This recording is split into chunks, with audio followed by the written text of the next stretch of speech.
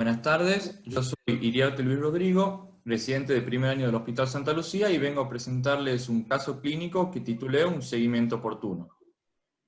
Comenzamos con una paciente de sexo femenino de 51 años de edad que concurre al consultorio por motivo de consulta de disminución de la agudeza visual de manera bilateral de años de evolución y que además relata que hace 5 años concurrió al hospital pero no recuerda el diagnóstico que le dieron.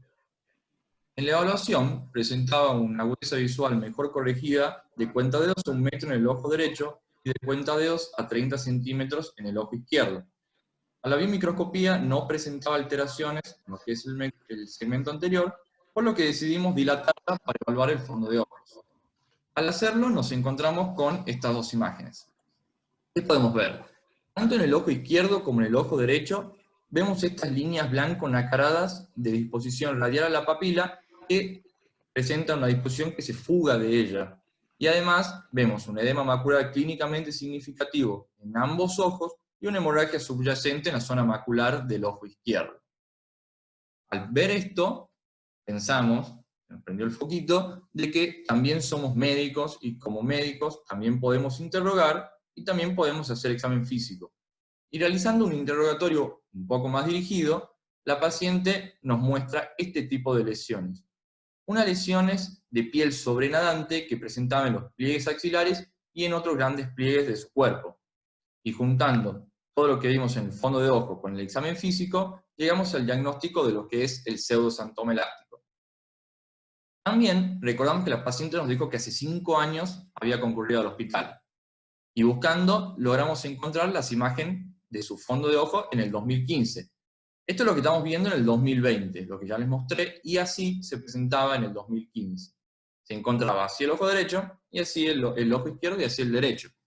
¿Qué podemos ver? Que las presencias de las estrías angioides, estas líneas blanco nacaradas, ya se encontraban, pero en mucha menor medida, y no presentaba la complicación de lo que es la membrana neovascular y el edema macular consecuente a esta.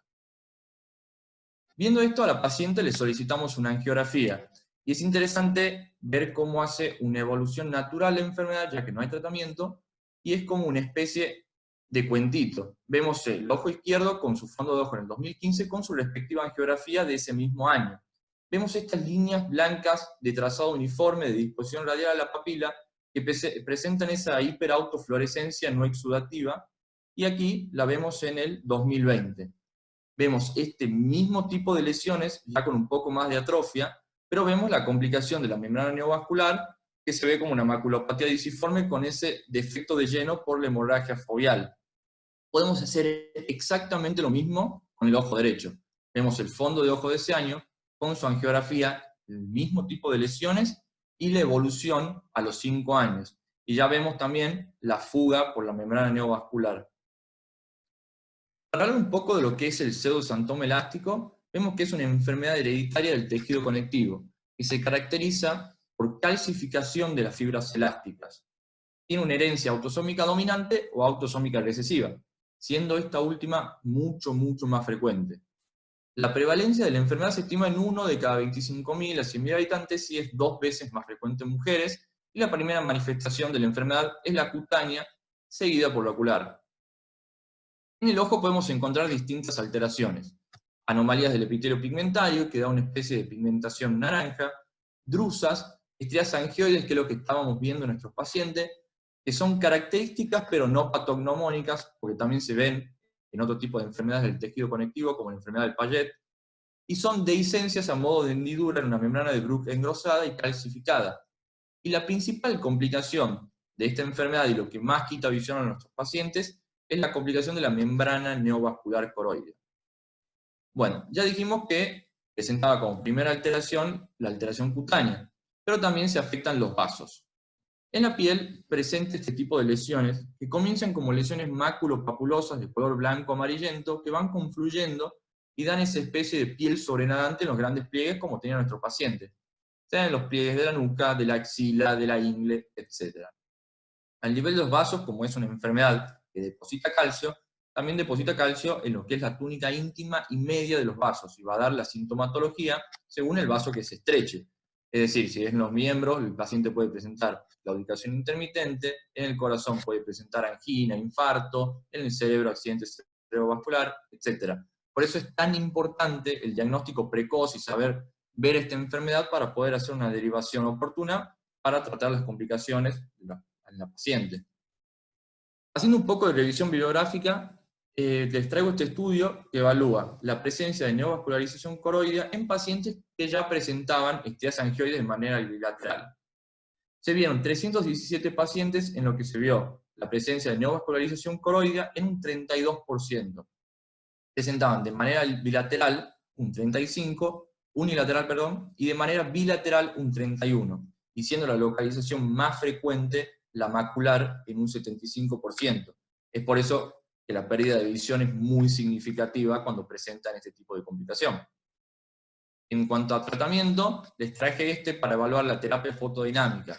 Se vieron en 11 ojos de 8 pacientes que ya presentaban una neovascularización asociada a estrias angioides, que se le hizo al menos una sesión de terapia fotodinámica. Se vio que la visión no cambió en 2 pacientes, se incrementó en 1 y disminuyó en 8 pacientes, por lo que la terapia fotodinámica no se ve como una muy buena opción de tratamiento para este tipo de complicación. Por último, en este estudio se evaluaron 27 pacientes, en 35 ojos de ellos, en el cual se hicieron inyecciones repetidas de ranibizumab, por una media de 10 inyecciones por una media de 4 años. Y en lo que se vio al final del estudio, que la visión se mantuvo estable o mejoró en un 63%, y que el espesor macular se estabilizó o disminuyó en un 45%, y que ya no se observaba fuga geográfica en un 77%.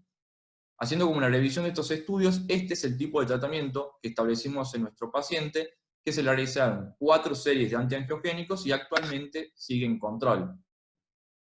Como conclusiones, quiero decir que el paciente no es solo un ojo y siempre hay que hacer un interrogatorio completo, que hay que estudiar a los familiares del paciente para descartar que no tengan esta enfermedad, que siempre hay que realizar un manejo multidisciplinario, y que por más que la enfermedad no tenga un tratamiento per se, las complicaciones sí, y por eso hay que estar haciendo un seguimiento para poder tratarlas oportunamente.